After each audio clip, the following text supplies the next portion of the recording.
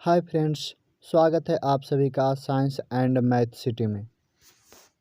मैं आज आप लोगों को क्लास 10th फिजिक्स प्रकाश का परावर्तन के कुछ महत्वपूर्ण ऑब्जेक्टिव प्रश्नों का आंसर सोल्व करेंगे। तो बिना देर करते हुए चलिए हम लोग वीडियो को शुरू करते हैं।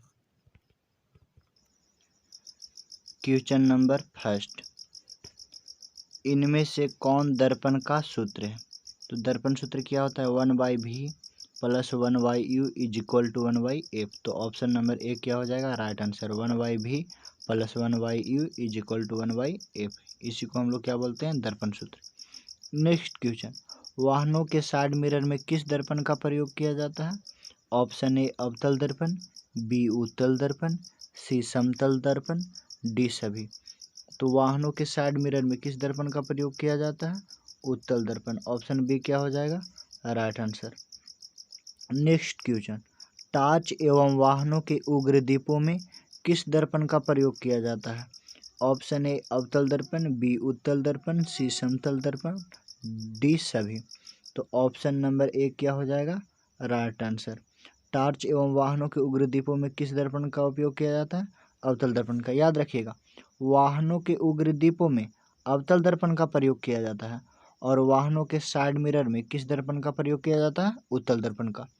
नेक्स्ट क्वेश्चन, गोलीय दर्पण के परावर्तन पृष्ठ की वृत्ताकार सीमा रेखा का व्यास दर्पण का कहलाता है। सपोज कीजिए कि ये आपका कोई गोलीय दर्पण है जिसका ये व्यास है। तो गोलीय दर्पण के लिए ये जो व्यास है वो दर्पण का क्या कहलाएगा? चौड़ाई। और दर्पण की चौड़ाई को हम लोग क्या बोलते हैं? द्वारक। तो ऑप्शन ए क्या हो जाएगा? Right answer. नेक्स्ट क्वेश्चन, गोलीय दर्पण के ध्रुव तथा वक्रता त्रिज्या से गुजरने वाली सीधी रेखा को कहते हैं। सपोज कीजिए कि आपको कोई गोलीय दर्पण है जिसका ध्रुव P है और वक्रता केंद्र C है और वक्रता त्रिज्या PC है और यहाँ से जो कोई सीधी रेखा गुजरती है उसको हम लोग क्या बोलते हैं? मुख्य अक्ष। तो ऑप्शन बी क्या हो जाएगा? Right answer. नेक्स्ट क्वेश्चन, वह गोलीय दर्पण जो बाहर की तरफ से वक्रित हो कहलाता है। सपोज कीजिए ये कोई गोलीय दर्पण है और इसका परावर्तक सतह बाहर की ओर से वक्रित है, तो इस दर्पण को हम लोग क्या बोलते हैं? उत्तल दर्पण। तो ऑप्शन सी क्या हो जाएगा? Right answer. ऑप्शन सी क्या हो जाएगा? Right answer. क्या होगा? उत्तल दर्पण। Option number C right answer.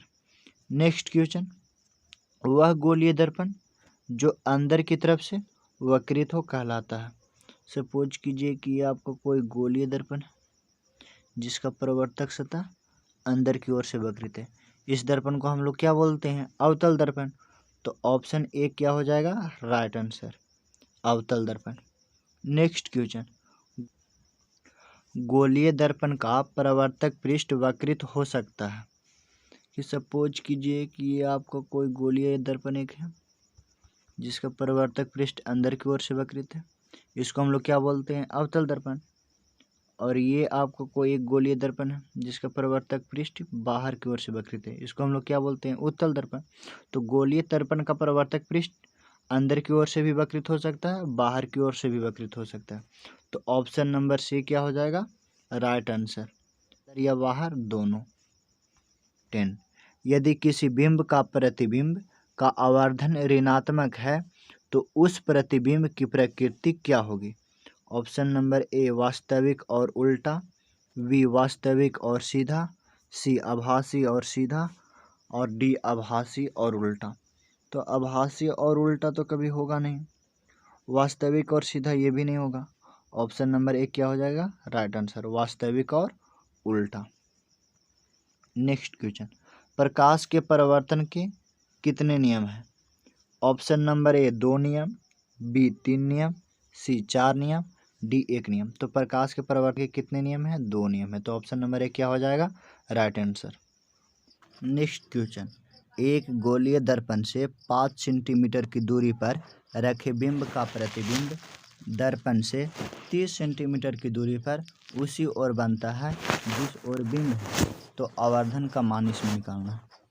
तो देखिए इसमें दिया गया है वस्तु की दूरी u बराबर -5 सेंटीमीटर, प्रतिबिंब की दूरी v बराबर -30 सेंटीमीटर। तो इसमें आवर्धन का मान पूछा है आपसे कि क्या होगा।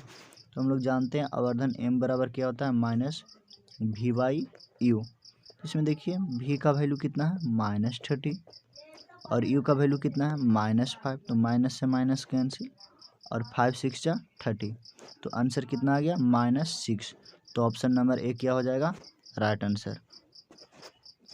नेक्स्ट क्वेश्चन, एक अवतल दर्पण की फोकस दूरी 10 सेंटीमीटर है, उसकी वक्रता त्रिज्या होगी। तो देखिए इसमें आपका दिया गया है एफ का वैल्यू 10 सेंटीमीटर, आपसे पूछ रहा है आर का वैल्यू। तो आर बराबर क्या होता है 2f। तो 2f का वैल्यू 10, तो 2 10 जा 20। तो आंसर कितना आ जाएगा 20। तो ऑप्शन नंबर डी क्या हो जाएगा right answer 20 centimetre. Next question, प्रकाश की किरणों का पथ दर्शाने वाले चित्र को कहा जाता है किरण रेखा। Option number A right answer. Next question, प्रकाश की किरणें के समूह को कहते हैं, प्रकाश की किरणें के समूह को क्या कहते हैं किरण पुंज। Option number B right answer. Next question, जिस वस्तु से प्रकाश निकलता है उसे कहा जाता है प्रकाश स्रोत। Option number A right answer. Next question, एक गोलीय दर्पण की वक्रता त्रिज्या 20 सेंटीमीटर है, उसकी फोकस दूरी कितनी होगी। देखिए इसमें आपका दिया गया है आर का वैल्यू 20 सेंटीमीटर और एफ का वैल्यू पूछ रहा है। तो एफ बराबर क्या होता है r/2। तो आर का वैल्यू 20 सेंटीमीटर और इधर 2 है, तो 2 10 जा 20। तो आंसर कितना आएगा 10 centimetre right answer. Next question, प्रकाश की किरण गमन करती है। ऑप्शन नंबर ए सीधी रेखा में, बी टेढ़ी रेखा में, सी किसी भी दिशा में, डी इनमें से कोई नहीं। तो ऑप्शन नंबर ए क्या होगा राइट आंसर। प्रकाश की किरण गमन करती है हमेशा सीधी रेखा में। नेक्स्ट क्वेश्चन, प्रकाश का वेग न्यूनतम होता है, मतलब कि प्रकाश का वेग सबसे कम होता है किस माध्यम में, निर्वात में या जल में या वायु में या कांच में।